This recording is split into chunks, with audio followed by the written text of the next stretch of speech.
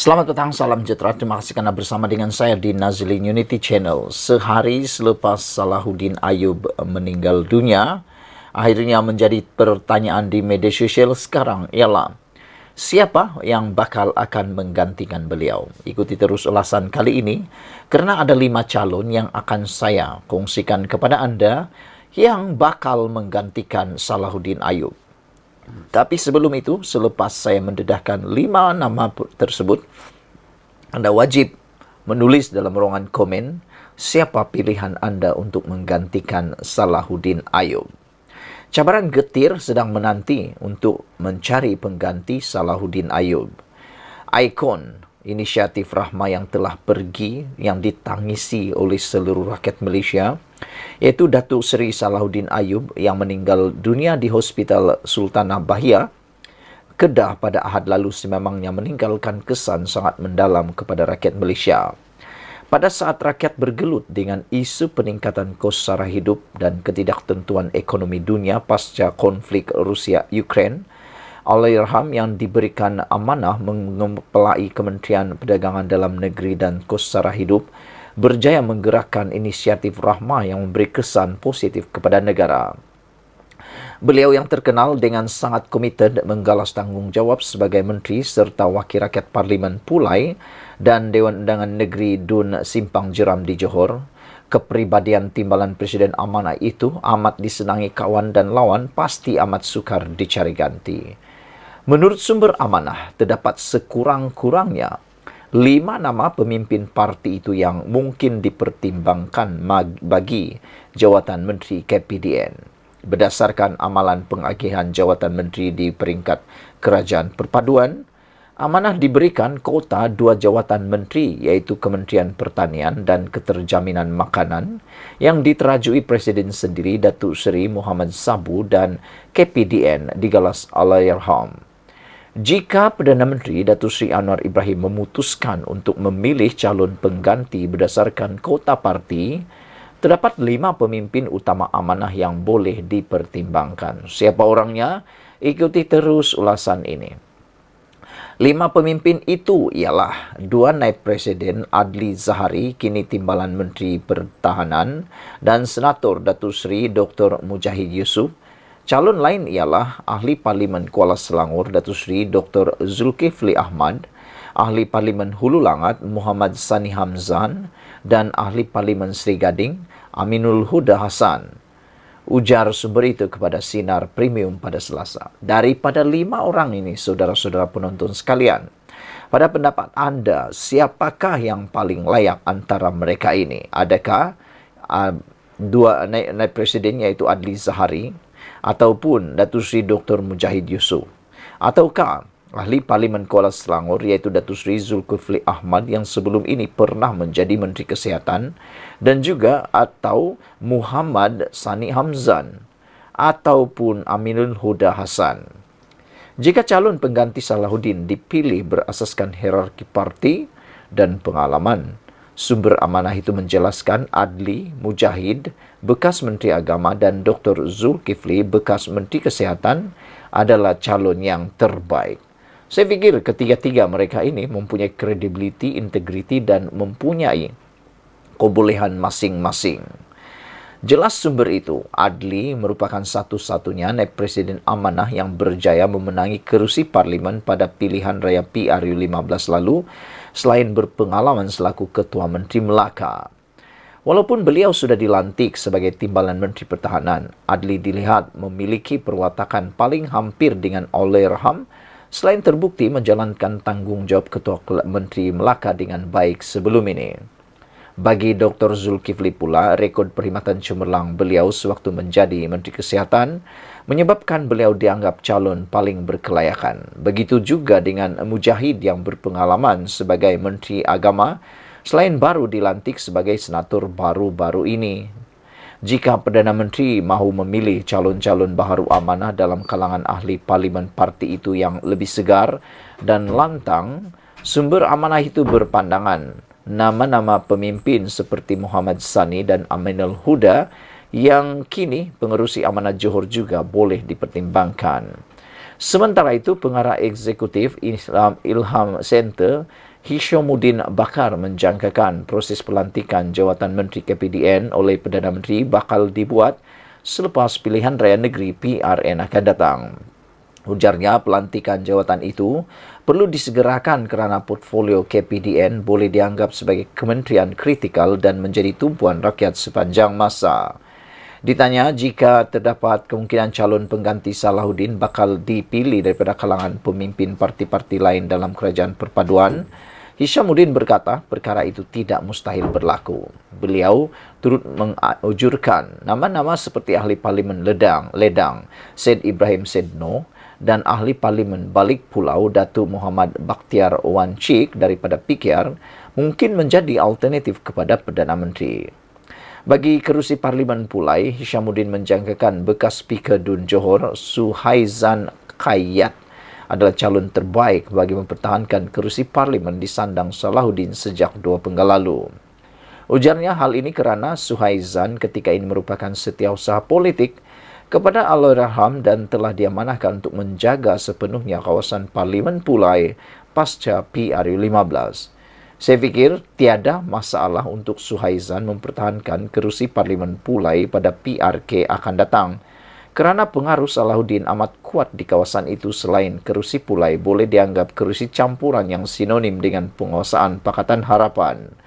Untuk kerusi DUN Simpang Jeram, Hishamuddin berpandangan terdapat 2 calon sesuai dipertaruhkan amanah iaitu Setiausaha PH dan Amanah Johor Faizul Saleh dan bekas Adun Pulai Sebetang Muhammad Taqiyuddin Chairman. Soal sama ada kerusi DUN Simpang Jeram mungkin ditandungi oleh ahli keluarga Allahyarham termasuk 6 anaknya sebagai penyambung legasi politik beliau, saya tidak melihat perkara itu akan menjadi realiti. Saya tidak nampak anak-anaknya bakal mengikut langkah atau jejak langkah politik Allahyarham. Kalau yang berpotensi pun adalah anak sulungnya, Fatihah Salahuddin, namun dia masih muda, katanya lagi. Dalam PRN Johor 2022, ini adalah keputusan DUN Jeram. Datuk Salahuddin Ayub menang dengan 8,749 undi, mengalahkan calon daripada Perikatan Nasional Zarul Saleh dengan 6,350 undi dan Lokman Maddon daripada Barisan Nasional BN dengan keputusan 6,062. Parlimen Pulai pula dalam keputusan itu ialah Datuk Seri Salahuddin Ayub menang dengan 64,900 undi, mengalahkan Nur Jazlan Mohamed dengan 31,726 undi dan calon daripada Perikatan Nasional Loh Kah Yong 20,677. Sebelum kita berpisah, sila tinggalkan komen anda siapakah calon yang mungkin akan dipilih. Adakah persoalan besar? Adakah Khairi Jamaluddin boleh tiba-tiba akan menggantikan Salahuddin Ayub? Anda tinggalkan komen anda. Kita jumpa lagi. Bye-bye. Selamat petang, salam sejahtera. Terima kasih kerana bersama dengan saya di Nazilin Unity Channel. Sehari selepas Salahuddin Ayub meninggal dunia, tiba-tiba Bos Maidin pula tampil dedah rahsia, tampil buat pengakuan paling luar biasa. Dan pastinya kalau ini diucapkan sewaktu Salahuddin, Datuk Seri Salahuddin Ayub masih lagi hidup, ini akan memberikan satu penghormatan terbesar untuk Allahyarham. Hari ini pengakuan Bos Maidin apabila beliau kata akan meneruskan legasi menu Rahmah. Ini bermaksud rancangan menu Rahmah yang diperkenalkan oleh Salahuddin Ayub sehingga Salahuddin Ayub digelar sebagai Bapa menu Rahmah atau Bapa Rahmah adalah satu perkara atau rancangan yang sangat baik sehingga kan orang antara yang terkaya di Malaysia ini iaitu Bos Maidin turut menyokong bahkan berjanji akan meneruskan legasi menu Rahmah. Sehingga dalam satu tajuk berita yang saya baca kemarin, beliau kata sampai mati pun beliau akan teruskan legasi menu Rahmah yang diperkenalkan oleh Salahuddin Ayub. Begitu hebatnya pemikiran Salahuddin Ayub. Tapi ada orang ni, dia hanya hebat bercakap tapi langsung tak memberikan apa-apa kesan kepada negeri beliau sendiri. Pengarah urusan Maidin, Datuk Amir Ali Maidin berkata, Beliau akan meneruskan legasi menu rahmah yang diperkenalkan oleh Menteri Perdagangan Dalam Negeri dan Kos Sara Hidup, Datuk Seri Salahuddin Ayub sampai bila-bila. Beliau berkata demikian sewaktu dihubungi oleh Astro Awani secara langsung. Jelasnya, beliau menyifatkan inisiatif tersebut sangat memberikan impak yang besar terhadap rakyat, khususnya golongan berpendapatan rendah. Kata beliau, saya rasa ini satu inisiatif yang sangat ringkas, tapi yang meninggalkan kesan dalam hati rakyat. Saya pun setuju dengan apa yang dikatakan oleh Bos Maidin ini, yaitu pendekatan menu rahmah atau apa-apa inisiatif rahmah memang adalah ringkas, mudah difahami, tidak berbelit-belit, tiada yang tersembunyi, bahkan amat telus. Sehingga semua rakyat, walaupun datuk-datuk, nenek-nenek, pakcik-pakcik, uncle-uncle, orang yang tak pelajar, ada yang berpelajaran dan tak berapa berpelajaran, tanpa mengira pangkat, tanpa mengira latar belakang, semua kita faham bagaimana konsep menu rahmah, bagaimana konsep program rahmah itu. Inilah yang paling bagus untuk seorang menteri. Jangan beri cadangan yang tak berbelit sampai ke bulan, tapi pelaksanaannya tiada apa-apa. Menurut Bos Maidin lagi, saya haraplah kawan-kawan saya dalam industri yang ramai dah kenal Allahyarham, kami akan meneruskan langkah ini, kata beliau. Saya daripada pihak Maidin memang akan teruskan menu rahmah ini. Sampai mati saya akan buat, ujarnya dalam keadaan tidak mampu menahan sebab. Sementara itu, Timbalan Perdana Menteri Datuk Seri Ahmad Zahid Hamidi juga berpandangan inisiatif tersebut perlu diteruskan meskipun Kementerian Perdagangan Dalam Negeri dan Kos Sara Hidup bakal diganti ambil alih oleh orang lain lapor bernama. Kata ahli Parlimen Bagan Datuk itu lagi, sudah tentu rakyat terutamanya golongan berpendapatan rendah B40 yang miskin tegar bergantung harap dengan inisiatif itu. Tambahan lagi, ia dilihat seiring kos sara hidup pada ketika ini.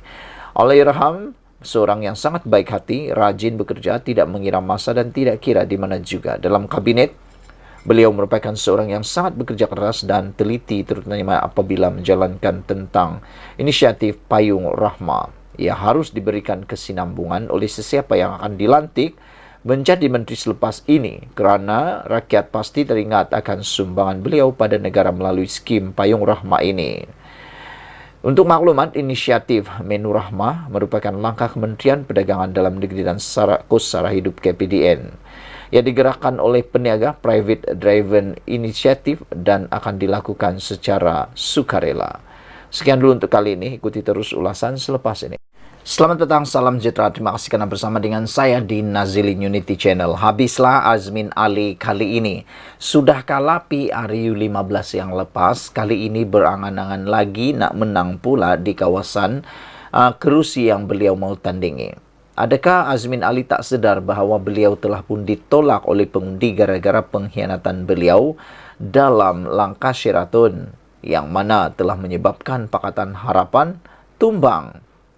Tidakkah itu menjadi indikator kepada Azmin Ali bahawa beliau tidak patut bertanding lagi dalam PRN dan patutnya beliau meneruskan saja hasrat untuk bersarah dan berehat daripada pilihan raya atau politik? Namun demikian, tak tahu apa angin, apa ribut yang menyebabkan tiba-tiba Azmin Ali kembali semula berminat mengikuti pilihan raya dan dikabarkan beliau bakal menjadi Menteri Besar Selangor kalau Perikatan Nasional menang. Sehingga hari ini Azmin Ali dicabar luar biasa oleh Rafizi Ramli. Rafizi kata, saya cabar Azmin Ali berdebat isu ekonomi kalau dia berani. Ya, ini yang kita tunggu-tunggu. Saya secara pribadi sebagai penganalisis politik dan juga pemerhati politik di Malaysia, ini yang saya tunggu-tunggu, yaitu debat antara orang yang kononnya pandai bercakap. Tak pastilah siapa yang lebih pandai bercakap, siapa yang lebih banyak idea dan siapa lebih bagus kerja. Adakah Azmin Ali atau Rafizi Ramli? Walaupun Rafizi Ramli seringkali dicop sebagai orang yang penuh dengan teori, tapi secara pribadi saya fikir lebih bagus banyak teori daripada tak ada apa-apa rancangan langsung. Jadi, apakah Anda juga setuju seperti saya bahwa apabila Rafizi mencabar Azmin Ali berdebat isu ekonomi, kita setuju. Adakah Anda juga setuju? Kita nak tengok sejauh mana Rafizi Ramli mempunyai idea dan juga Azmin Ali. Kalau Azmin Ali berani, sambut cabaran tersebut. Berdebatlah dengan Rafizi. Jangan hanya berdegar-degar di media sosial, tapi bila diajak berdebat, tak tahu apa-apa. Menteri Ekonomi Rafizi Ramli mencabar Datuk Seri Mohamed Azmin Ali untuk berdebat tentang ekonomi Malaysia sekiranya pemimpin Perikatan Nasional itu merasakan rekodnya sebagai bekas Menteri Ekonomi lebih baik daripada kerajaan Madani hari ini. Timbalan Presiden PKR itu berkata, jika benar Azmin mempunyai perancangan terbaik untuk ekonomi Malaysia, beliau mengalu-alukan bekas ahli PKR yang dipecat itu untuk berbahas dengannya. Itu pun, kata Rafizi, jika Azmin Ali berani untuk berdebat. Kalau mereka ada rancangan, saya panggil Azmin Ali. Kalau Azmin Ali sebagai bekas Menteri Ekonomi Perikatan Nasional merasakan rekod dia lebih baik daripada Kerajaan Perpaduan, saya cabar Azmin Ali berdebat dengan saya pasal ekonomi Malaysia. Kalau dia beranilah, kata Rafizi Ramli. Apa pendapat anda sekalian? Adakah anda rasa Azmin Ali akan berani menyahut cabaran untuk berdebat dengan Rafizi Ramli? Saya fikir inilah penentuannya. Beliau berkata demikian dalam satu video pendek ceramah jelajah Madani malam tadi yang tular di media sosial. Azmin merupakan Menteri Hal Ehwal Ekonomi di bawah Kerajaan Pakatan Harapan PH pada tahun 2018. Beliau kemudian dilantik sebagai Menteri Kanan, Menteri Perdagangan Antarabangsa dan Industri pada tahun 2020 selepas menjadi dalang kejatuhan Kerajaan Pakatan Harapan PH. Jadi sebelum kita berpisah, mohon kiranya anda share video ini, tinggalkan komen anda. Adakah anda juga setuju kalau debat ini diteruskan? Paling best lagi kalau panggil sekali dengan siapa lagi kalau bukan Wan Saiful Wan Jan. Sekian dulu untuk kali ini. Jangan lupa tinggalkan komen anda, tekan butang subscribe. Kita jumpa lagi. Bye-bye. Selamat datang, salam sejahtera. Terima kasih karena bersama dengan saya di Nazlin Unity Channel. Pemuda PAS Pulau Pinang tiba-tiba mengamuk dengan Presiden Gerakan. Rupanya ini yang Dominic Lau lakukan. Pemuda PAS kawasan Tasik Gelugur berang dengan Presiden Parti Gerakan Rakyat Malaysia Gerakan. Datuk Dr. Dominic Lau dengan menuntut Timbalan Perikatan Nasional PN itu berundur daripada bertanding kerusi Melayu di kawasan itu pada PRN bulan depan. Naib Ketuanya Muhammad Ikhwan Afiq Muhammad Anwar menegaskan bahawa Dominic Lau tidak harus berangan-angan untuk berbuat demikian atau berdepan tindakan keras daripada sayap pemuda kawasan itu. Menerusi kenyataan dikeluarkan, Afiq berkata, pihaknya akan menggerakkan perarakan besar-besaran calon bebas di Dun Teluk Air Tawar dan Permatang Berangan pada penamaan calon 29 Julai nanti jika Dominic masih berkeras untuk bertanding di kerusi Melayu. Dewan Pemuda PAS Tasik Gelugur bersama dengan pengundi di Permatang Berangan dan Teluk Air Tawar akan memastikan kekalahan kepada calon gerakan di Teluk Air Tawar dan calon bersatu di Permatang Berangan jika tuntutan ini tidak dipatuhi, tegasnya. Kemarahan pihak PAS berhubung kedudukan calon bertanding di kedua-kedua dun tersebut semakin ketara apabila Afiq lantang memberi amaran kepada Dominic agar tidak bermain api. Jangan sesekali bermain dengan api, nanti api itu sendiri akan memakan diri, kata beliau. Jangan cabar kesabaran pemuda PAS, marahnya lagi. Sebelum ini, desas-desus mendakwa setiap parti dalam Perikatan Nasional diberikan satu kerusi dalam 3 dun di Parlimen Tasik Gelugur. Parlimen P042 Tasik Gelugur yang kini disandang bersatu melalui Datuk Wan Saiful Wan Jan mempunyai 3 dun, iaitu Permatang Berangan, Sungai Dua dan Teluk Air Tawar. kemenangan Perikatan Nasional ke atas Parlimen Tasik Gelugur pada PRU 15 dilihat mengejutkan pemerhati politik selain Parlimen Kepala Batas dan Parlimen Permatang Pau. Dalam 3 kawasan parlimen terbabit, terdapat 9 kerusi DUN majoriti Melayu. Selain Permatang Berangan dan Teluk Air Tawar, kerusi majoriti Melayu lain di Pulau Pinang ialah Penaga, Sungai Dua, Penanti, Pinang Tunggal, Permatang Pasir, Bertam, Seberang Jaya, Sungai Aceh dan Sungai Bekap. Saudara-saudara sekalian, rupa-rupanya inilah yang berlaku apabila Dominic Lau keras kepala sehingga Dominic ditegur oleh pemuda PAS iaitu Muhammad Ikhwan Afiq. Beliau kata, Dominic jangan keras kepala, sehingga Dewan Pemuda PAS Tasik Gelugur bersama dengan pengundi di Permatang Berangan dan Teluk Air Tawar akan memastikan kekalahan kepada calon gerakan di Teluk Air Tawar dan calon bersatu di Permatang Berangan jika tuntutan ini tidak dipatuhi atau diikuti, kata beliau. Naib Ketuanya Muhammad Ikhwan Afiq Ahmad Muhammad Anwar menegaskan bahwa Dominic tidak harus berangan-angan untuk berbuat demikian atau berdepan tindakan keras daripada sayap pemuda kawasan itu.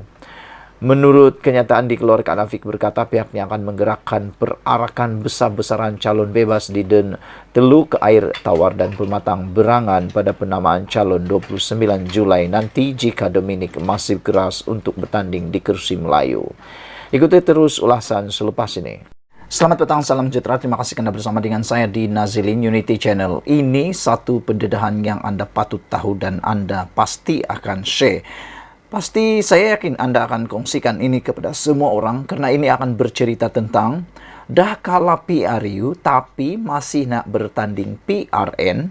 Rupanya elaun yang wakil rakyat dikejar, ini nilainya. Pasti di luar sana ramai netizen yang nak tahu apa sebenarnya habuan, apa sebenarnya yang dikejar, berapa nilai duit, berapa gaji, berapa allowance yang diterima oleh YB yang menang dalam PRU maupun PRN yang akan berlangsung tidak lama lagi ini. Saya seringkali bercerita dengan rekan-rekan, kami bertanya kenapa orang sanggup berebut-rebut mau menjadi YB, padahal YB ini kerjanya bukan senang, tapi rupa-rupanya ada nilai imbuhan, allowance, gaji yang memang membuatkan mereka meliurkan, menjadikan kita berliur lah macam tu. Tapi bagi kita semua yang tidak ada rezeki untuk menjadi YB, tak apalah, cukuplah berliur melihat mereka. Okey, saya kongsikan dengan Anda semua. Ini rupanya sebab sudah kalah PRU tapi masih nak bertanding PRN, rupanya allowance yang wakil rakyat dikejar, ini nilainya. Korang masih ingat lagi tak dengan isu allowance pinggan mangkuk yang digembar-gemburkan oleh ahli Parlimen Muar, iaitu Syed Saddiq Syed Abdurrahman? Siapa yang lupa? Kami akan letakkan ciapan Syed Saddiq Syed Abdurrahman mengenai isu allowance itu di bawah. Isu ini sebenarnya mengenai kes tuduhan rasuah oleh Syed Saddiq Syed Abdurrahman. Dia telah melampirkan keterangan menafikan tidak terlibat dalam gejala rasuah. Pada masa sama, dia juga mengatakan ada allowance pinggan mangkuk sebanyak RM42.000. Saya ulang sekali lagi, berjumlah sebanyak RM42.000 secara one-off. Saya pikir dari hidup saya, dari kecil sampailah mungkin saya meninggal dunia, saya tidak akan mampu membeli pinggan mangkuk berjumlah RM42.000 ini. Yalah, bayangkanlah RM42.000 itu bukan kecil nilainya, ia sangat besar. Tapi itulah yang didedahkan oleh Syed Saddiq Syed Abdurrahman. Pinggan mangkuk pun allowance-nya RM42.000 secara one-off. Siapa yang tidak terliur kan? Banyak lagi allowance yang mungkin tak masuk akal bagi kita. Seperti, pertama, allowance pembayaran tol dan bahan api kenderaan. Ada tak korang bahagikan gaji untuk duit tol? Kalau ada, berapa ringgit yang korang letak untuk duit tol? 100 atau 200 ringgit? Macam admin selalu, kalau nak keluar je, baru top up touch and go. Tahu-tahu ada banyak lagi baki. Kenapa kami sebut pasal tol ini? Tahu tak? Ahli parlimen akan menerima duit tol. Berapa jumlahnya? Allowance juga terbahagi kepada dua. Allowance ini layak dibayar kepada ahli Dewan Negara sebanyak RM200 sebulan. Manakala ahli Dewan Rakyat akan menerima RM300 sebulan. Tahukah korang, ahli parlimen juga akan mendapat allowance bahan api, kenderaan sebanyak RM750 sebulan bagi ahli Dewan Negara dan RM1.500 bagi ahli Dewan Rakyat. Banyak kan? Memang banyak. Sama nilainya, jumlahnya dengan bayaran CCM kereta anda sebulan. Itu baru minyak mereka. Allowance minyak mereka. Coba bayangkan. Kalau kita tak keluar mana-mana, lepas tu bakinya bertambah je. Pergi ke mana agak-agaknya kan? Okey, kedua. Allowance pakaian panas, pakaian rasmi istiadat dan bantuan pakaian black tie. Kalau ada ahli parlimen menghadiri satu tugas rasmi di negara yang beriklim sederhana, mereka berhak untuk menuntut allowance pakaian panas berasaskan apa-apa kadar dan atas apa-apa terma dan syarat yang dinyatakan dalam pekeliling pembendaraan yang berkaitan atau apa-apa pindaan kepadanya. Mereka juga akan diberikan RM1.500 sebagai allowance pakaian rasmi istiadat atas apa-apa terma dan syarat yang dinyatakan dalam pekeliling perkhidmatan yang berkenan atau apa-apa pindaan kepadanya. Nombor 3, allowance telefon dan diberikan alat komunikasi mudah alih keistimewaan diberikan kepada semua ahli parlimen untuk telefon, iaitu ahli parlimen diperuntukkan dengan satu telefon talian terus dalam tempat kediaman persendirian. Ahli parlimen diperuntukkan dengan satu talian terus di pejabat perkhidmatan. Kos pemasangan dan sewa telefon ditanggung. Ahli parlimen layak diperuntukkan dengan sebuah telefon bimbit atau alat komunikasi mudah alih dengan harga tidak melebihi RM2.000 sekali dalam masa 2 tahun dan hendaklah disokong dengan resit asal pembelian. Sabar jap, bukan tu je. Mereka juga akan menerima allowance telefon pada kadar RM900 sebulan, dibayar tanda memerlukan sokongan tanpa tanda memerlukan sokongan apa-apa resit. Bayangkan kalau kita beli internet guna allowance ini. Wow, RM900 sebulan tu bosku. Nombor 4, allowance mesyuarat. Setiap kali mesyuarat dihadiri akan dapat bayaran. Punya bagus kan? Kalau anda bekerja di swasta atau di kerajaan, bayangkan kalau anda mendapat bayaran dalam setiap majlis atau mesyuarat yang anda hadiri. Kan punya bagus. Banyak-banyakkanlah mesyuarat supaya lebih banyaklah dapat allowance yang dapat. Kalaulah kita dapat. Malangnya, tak tahulah anda dapat ke tidak. Terpulang. Tinggalkan dalam ruangan komen. Ahli-ahli YB ini dapat allowance mesyuarat. Setiap majlis dihadiri akan dapat bayaran. Selalunya kalau kita bekerja, mesti setiap bulan akan ada meeting bulanan bagi membentangkan laporan apa yang kita dah buat untuk bulan itu. Samalah macam sos cili. Takut jugalah kami kalau bos marah kan.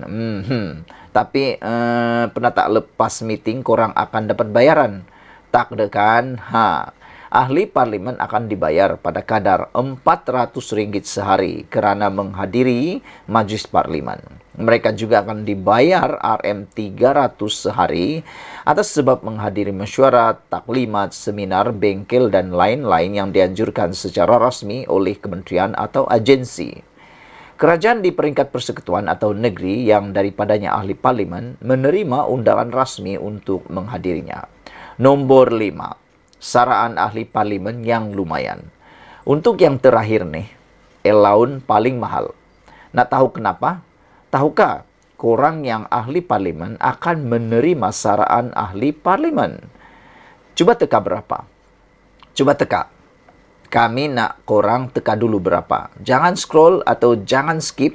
Jangan cepat-cepat percepatkan video ini. Kerana saya mahu anda teka dulu. Tulis dalam ruangan komen, teka dulu berapa saraan ahli parlimen yang dikatakan lumayan ini. Kalau kamu tidak tinggalkan dalam ruangan komen dan anda tidak meneka, itu mungkin anda menipu. Dan tipu itu dosa. Tak apalah. Saya kongsikan kepada anda. Kalau korang tekan bawah ribuan ringgit atau tekaan anda ribuan ringgit, ternyata itu salah. Ahli parlimen akan menerima allowance bulanan sebanyak RM11,000 bagi ahli Dewan Negara dan RM16,000 bagi ahli Dewan Parlimen. Jadi, cuba kita bandingkan dengan gaji minimum kita. Baiklah, kita akan bandingkan allowance di atas dengan gaji minimum pekerja, iaitu RM1,200.